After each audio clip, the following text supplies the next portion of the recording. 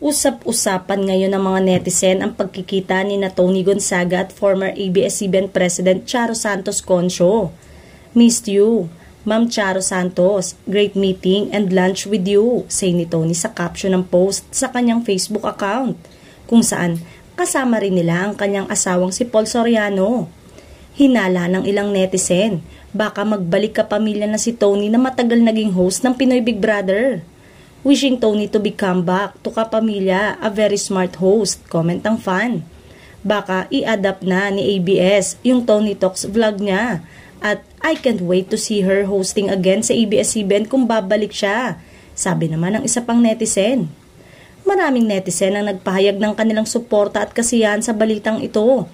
Tiyak na magiging makulay muli ang primetime television sa pagbabalik umano ng nag-iisang multimedia star.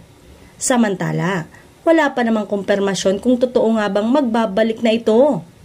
Bukod pa rito, may kontrata pa ang aktres sa All TV na network ng Pamilya Villar kung saan may partnership din sa Kapamilya Network. Kaya naman hindi malabo na totoo ang pagbabalik ng aktres sa nasabing homegrown network nito.